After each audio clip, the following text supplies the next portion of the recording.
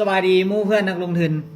และสำหรับผู้ใดที่กำลังซอกหาอินดิเคเตอร์ที่ซอยตัดสินใจเขาออกออเดอร์บายหรือว่าออกออเดอร์เซลมื้อนี้ค่อยมีอินดิเคเตอร์ตัวหนึ่งจะมาแนะนำชื่อว่าอินดิเคเตอร์ Bollinger Band วิธีใช้และนิยามมันจะเป็นจังไดนั้นเขาไปฟังกันเลยกันดีก่อนสำหรับการใช้อินดิเคเตอร์ที่ชื่อว่า Bollinger Band นี่เขาจะใช้อยู่ใน MT ไฟล์อยู่ในโทรศัพท์ของเขาได้เลยตัวนี้ขั้นตอนแรกให้ทุกคนเข้าไปอยู่ที่สัญลักษณ์เครือไม้ทางหนึ่งนี่เนาะเครือบวกอินดิเคเตอร์ของเรากดสัญลักษณ์ตัว F และไปเลือกใส่คำว่า Bollinger Band ตัวนี้เลยสำหรับการตั้งค่านี่เราจะบ่ปรับการตั้งค่านะเพราะว่าสำหรับการตั้งค่านี่เราจะบ่ตั้งค่านะเพราะมันมีเส้น SMA ครึ่งไว้แล้วจะบ่เปลี่ยนตัวนี้นะและสำหรับผู้ใดที่อยากได้เส้นใหญ่ขึ้นก็สามารถปรับให้มันเส้นใหญ่ขึ้นหรือว่าเส้นน้อยลงก็ได้หลังจากปรับเสร็จแล้วก็ให้กดบันทึกออกไปในหน้ากราฟเลยเขาจะเห็นอยู่3เส้นเนาะเริ่มแรกสำหรับผู้ใดที่จะใช้อินดิเคเตอร์ Bollinger Band ในการออกออเดอร์บายหรือว่าออกออเดอร์เซลให้ใช้ time frame 5 นาทีจะดีที่สุด5 นาที15 นาทีจะดีที่สุดแต่สำหรับ1 นาทีนี่บ่แนะนำเพราะมันมีการผันผวนหลายเกินไปจะมาเริ่ม5 นาทีเลย สำหรับ Bollinger Band นี่จะประกอบมีอยู่3เส้นก็คือเส้นกลางหรือว่าเป็นเส้น SMA Simple Moving Average ถอยหลัง20 วันเส้นดังเทิงก็จะมีชื่อว่าเส้น Upper Band คิดไล่มาจากเส้นกลางบวกกับค่าผันผวนมาตรฐานและเส้นทางลุ่มก็คือเส้น Lower Band คิดไล่จากเส้นกลางลบกับค่าผันผวนมาตรฐานสำหรับเนื้อในอื่นก็อยากแนะนำให้ไปเรียนเพิ่มเติมแต่ว่าตัวนี้จะเป็นวิธีใช้แล้วก็แนะนำวิธีการเข้าออกออเดอร์เลยสำหรับ Bollinger Band จะช่วยอย่างแน่หนึ่งก็คือความผันผวนของราคา2ก็คือภาวะการซื้อขายหรือว่าการซื้อหลายเกินไปหรือว่าการขายหลายเกินไปทิศทางและการกลับตัวของกราฟ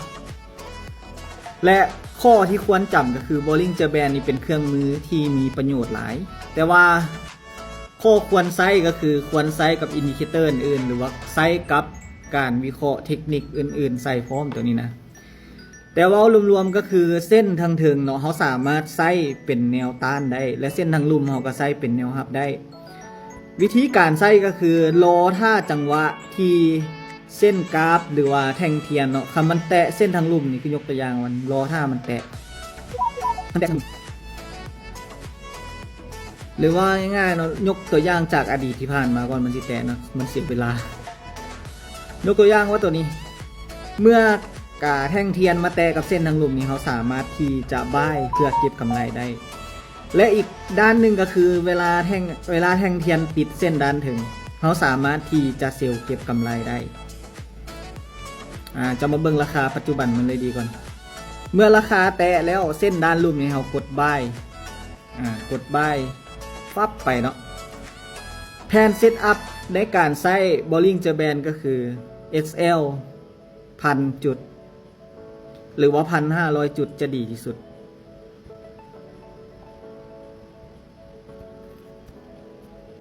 SL 1,000 จุดโอเค SL 1,000 จุดส่วน TP กับ 1,000 จุดเนาะสำหรับการใช้อินดิเคเตอร์ Bollinger Band ติดตั้งไว้ปั๊บเรียบร้อยหลังจากนั้นเขาก็มารอเบิ่งกำไรเมื่อราคามันแตะแล้วเส้นมันก็จะเด้งขึ้นนี่สังเกตไว้ง่ายบ่ขึ้นปุ๊บปั๊บแล้ว